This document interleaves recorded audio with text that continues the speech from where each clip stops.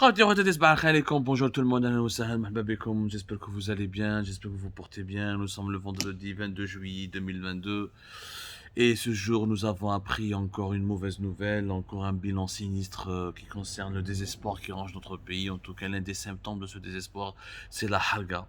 C'est la harga, le nombre des haragas a totalement explosé durant ces 3 derniers jours. En 72 heures, plus de 500 haragas algériens ont pu débarquer en Espagne. 500 haragas algériens qui ont pu rallier les côtes espagnoles, d'autres qui ont été secourus, sauvés in extremis par les opérations de sauvetage réalisées par les gardes-côtes espagnols qui leur ont sauvé la vie, qui leur ont épargné une mort cruelle ou la certaine. 500 Algériens. Maintenant, une 35 enfants, plus de 35 enfants durant ces 3 derniers jours. Le bilan a été communiqué hier, 21 juillet, par l'un des militants les plus actifs, les plus dynamiques de l'ONG, le Centre international pour l'identification de migrants disparus qui se trouve à Malaga. Je parle de monsieur Francesco José Martin, qui est grâce franchement, qui fait un travail extraordinaire. Extraordinaire, Francesco José Clemente Martin. Merci beaucoup depuis Almeria. Il ne cesse de faire un travail exceptionnel. Grâce à lui, nous avons des informations détaillées, précises sur la composition des embarcations de haragas algériens qui sont interceptées ou là secourues par les autorités espagnoles. Nous avons des informations très précises sur le sort de ces haragas qui arrivent en Espagne, celles et ceux qui sont internés dans des centres de transit, d'autres qui sont libérés, d'autres qui sont admis dans des hôpitaux pour des soins urgents, le nombre des enfants, le nombre des femmes enceintes. Franchement, Francisco José Clemente Martin mérite toute notre gratitude. Et dans un pays qui se respecte, il aurait été contacté par les autorités locales algériennes, je parle, pour lui donner une médaille d'honneur ou là pour essayer de collaborer activement avec lui. Grâce à lui, plusieurs personnes ont été sauvées. Je dis bien grâce à lui, grâce au Centre international pour l'identification des migrants disparus, grâce à la Croix-Rouge, notamment la section de la Croix-Rouge d'Almeria, grâce à d'autres associations locales en Espagne et aux militants des droits et les militants des droits des migrants et les associations qui sont spécialisées dans l'accueil et la défense des migrants.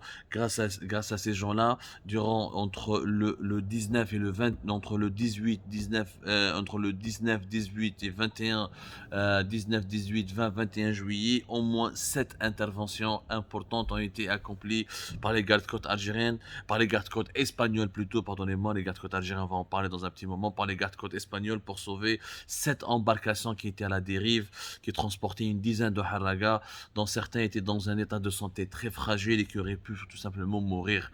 Donc merci encore à l'Espagne, merci encore aux autorités espagnoles de faire preuve d'humanisme et de magnanimité là où les autorités algériennes tirent à balles réelles sur des haragas. Oui, tirent à balles réelles et on va en parler un petit moment, mais continuons sur les chiffres.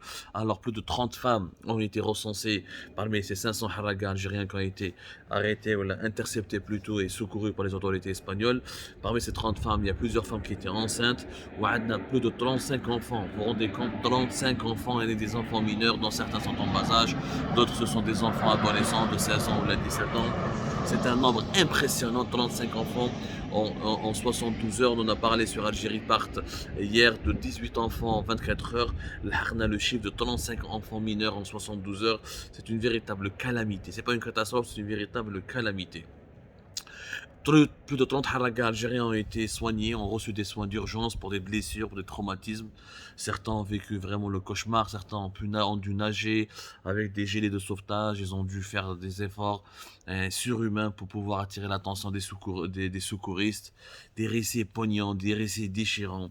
On est en train de revenir vers l'année 2021 où nous avons connu des scénarios cauchemardesques très similaires. Rappelez-vous, l'été 2021, il y a eu des week-ends comme ça de 400, 300, de 500 haragas qui ont été recensés en une semaine. Wallah ya jma'a, catastrophe, catastrophe. Mais yani, ça fait mal au cœur. Ce qu'il faut retenir de cette histoire, c'est que en Algérie, qu'est-ce qu'on a fait pour arrêter les haragas? On a construit des murs à Oran, on a demandé aux gardes-côtes de tirer à balles réelles sur des haragas. On a musclé la législation. On a demandé encore une fois aux forces navales de l'armée aux forces navales de la marine algérienne d'être dures, d'être cruel. On a tué 5 haragas. On a les témoignages en tout cas pour 2 haragas qui sont morts, mais on a d'autres témoignages qui indiqueraient qu'au moins depuis le printemps 2022, 5 haragas sont morts sous les balles des tirs, sous les balles des gardes-côtes algériens. On les considère soi-disant comme des passeurs, qu'ils soient passeurs ou simples haragas, ce sont des êtres humains, attend le droit de les tuer. Le mur, le fameux mur qui a été que la wilaya d'Oran avait lancé au niveau de la commune, au niveau de la façade maritime de Ain Turk, rien n'a arrêté, Ajma. Rien n'a arrêté les haragas. Pourquoi? Parce que le désespoir, il est plus fort que la répression. Le désespoir, il est plus fort que la répression. Le désespoir, il est plus fort que toutes les mesures punitives. Le désespoir, il est plus fort que toutes les balles des gardes-côtes algériens. Rien ne peut arrêter le désespoir d'un homme qui cherche à vivre, ou là d'une femme, ou là d'un enfant. La répression, la politique du meurtre ciblé, la politique de l'arbitraire, les emprisonnements des haragas, les condamnations abusives, les mises sous mandat de dépôt, les placements en détention, n'ont pas arrêté le phénomène et le fléau qui est en train de prendre des proportions dramatiques. L'Algérie est devenue un exportateur net des haragas. Un exportateur net. Je dis bien, après le pétrole et le gaz, nous exportons des haragas et nous exportons le désespoir. 500 en 3 jours. Où l'été ne vient que commencer. Nous sommes en pleine saison estivale. Il nous reste encore plus de 1 mois et demi avant d'arriver au mois de septembre. Vous vous rendez compte? C'est chaque week-end qu'on va se retrouver avec quel chiffre? Demain, après-demain, le week-end prochain, on va avoir quoi? 500, 600 encore, 800, 1000 haragas algériens en une semaine. C'est une véritable catastrophe qui prouve que le régime algérien n'est pas capable de trouver des solutions convenables. Les solutions convenables, c'est pas la prison, c'est pas le meurtre, c'est pas les balles, c'est pas les murs, c'est de relancer la ville, relancer l'espoir de vivre. Tant que les Algériennes et les Algériens ne croient plus à la vie dans leur propre pays, parce que c'est des Algériennes et des Algériens, ils sont peut-être pas représentatifs de la population, de l'ensemble de la population. C'est un échantillon qui est là. C'est un échantillon. Ce ne sont pas des Algériens. دوك خاص برك النظام الجزائري دوك يقول لك هذو سي دي ماروكان ولا صحاب جماعه راشد ولا جماعه الماك. Ce sont des Algériennes et des Algériens des plus ordinaires. Ils sont représentatifs de l'Algérie d'en bas. Ils ne sont peut-être pas représentatifs de l'Algérie d'en haut, celle de Club des Pins, du palais présidentiel d'El Mouradia, du premier ministère, celle des quartiers chics d'Alger, etc. C'est l'Algérie d'en bas, l'Algérie qui souffre, l'Algérie fragile, l'Algérie victime de l'appauvrissement du pays, l'Algérie qui ne tient plus le coup face à la cherté de la vie, l'Algérie du chômage et des chômeurs, l'Algérie des personnes qui n'arrivent plus à payer leur loyer, qui n'ont pas la possibilité de trouver un travail, qui n'ont plus même pas la chance de pouvoir se nourrir dignement parce qu'ils n'arrivent plus à faire leurs courses. Des Algériennes et des Algériens qui ne croient plus en leur pays, ils veulent aller à l'étranger parce qu'ils veulent vivre dignement et librement. Bien sûr, la répression politique, ce qui s'est passé depuis 2019, l'échec du Hirak, l'échec du changement pacifique, l'échec du changement démocratique, explique pour beaucoup de choses l'explosion du phénomène du fléau de la harga. Mais ce qui attire notre attention, encore une fois, c'est l'échec retentissant de toutes les mesures arbitraires, de toutes les mesures punitives, de toutes les mesures criminelles. C'est des mesures criminelles. Aqtlou Kamel Meskin, âgé de 25 ans, le fameux Haraka dont je vous ai parlé, qui est sa Haraka revenant, entre guillemets. C'est-à-dire qu'il est revenu depuis l'Espagne où il était en situation régulière. Il est revenu clandestinement vers son propre pays pour aller se recueillir sur la tombe de sa mère qui est morte il y a de cela 1 mois et dont il n'a jamais pu assister à son enterrement. C'est des histoires cruelles. Chaque jour, la tragédie des Haraka nous apprend vraiment, nous offre comme ça, nous renvoie vers la gueule, nous gifle comme ça avec des récits déchirants, des tranches de vie comme ça qui sont d'une horreur absolue. Voilà, des tranches de vie totalement bousillées par une horreur absolue. Jusqu'à quand nous allons baisser les bras? ماشي baisser les bras, احنا les Algériens رانا نهضروا, les citoyens, la population راهي تهدر, احنا رانا نعيطوا, رانا نقولوا, on tire la sonnette d'alarme, on sensibilise, on lance des appels, la diaspora algérienne fait de son mieux, les autorités européennes font de leur mieux, mais que font les autorités algériennes? À l'exception de construire des murs, tirer à balles réelles, ou utiliser des armes conventionnelles, assassiner des haragas, les traquer en haute mer comme s'il s'agissait de vulgaires délinquants ou de vulgaires terroristes. Qu'est-ce qu'on a fait? Qu'est-ce qu'elles ont fait les autorités algériennes? Qu'est-ce qu'ils ont fait les dirigeants algériens? Ils ont fait quoi? Absolument rien. Rien. Et ils sèment toujours le désespoir.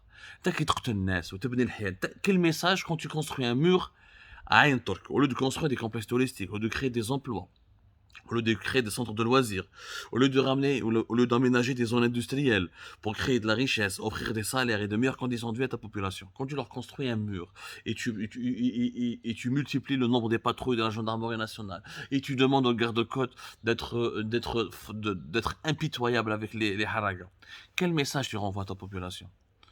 C'est le message du désespoir. Tu aggraves leur désespoir, tu n'as rien à offrir. Tu n'as rien à offrir. دزوا معاهم نقعنا au contraire اللي يزيد يريح في الجزائر الا ما واجب الجوع يميت مقتول ولا يميت مغموم مخنوق بالحياط.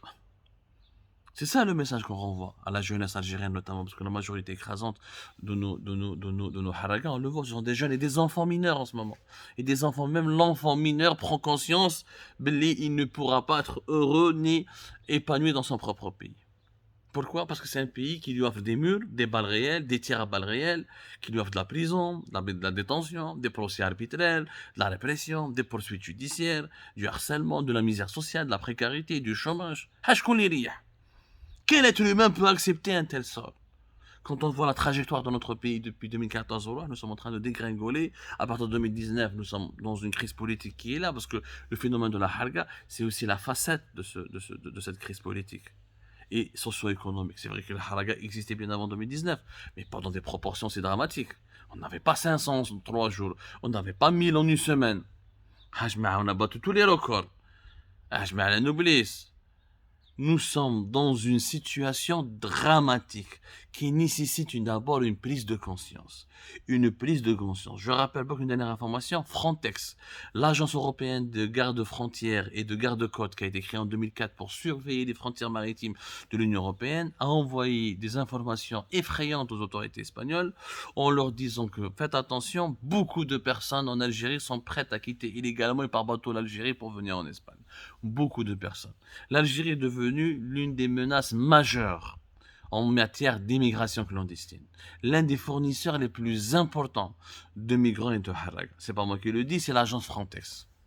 Et vous pouvez, la presse espagnole a répercuté, a diffusé cette information et Frontex a envoyé ces informations notamment aux forces et corps de sécurité de l'État qui sont le corps des gardes-côtes, ce sont les corps militaires, la sécuritaire en Andalousie pour surveiller ce qu'on appelle les côtes andalouses, les côtes de l'extrême sud de l'Espagne, Almeria, Murcia, les îles Baléares, c'est pas l'Andalousie mais c'est des îles, Cartagena. Les zones qui sont ciblées, qui accueillent aujourd'hui, sont devenus des points de débarquement. Il faut utiliser le terme, ce sont des débarquements. 500 personnes en 3 jours, c'est un débarquement. C'est un exode. Ce n'est pas uniquement une tentative d'immigration clandestine, ce n'est plus de la harga classique. On est dans l'exode.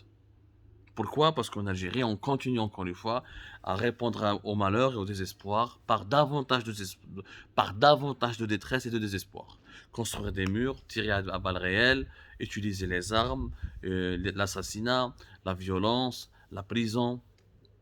Voilà. On alimente cette machine en permanence. Comme si les dirigeants algériens, ça les arrange qu'il y ait ce fléau de la harga. Comme si ça arrange leurs agendas politiques. Comme s'ils voulaient réellement qu'il y ait davantage de harga.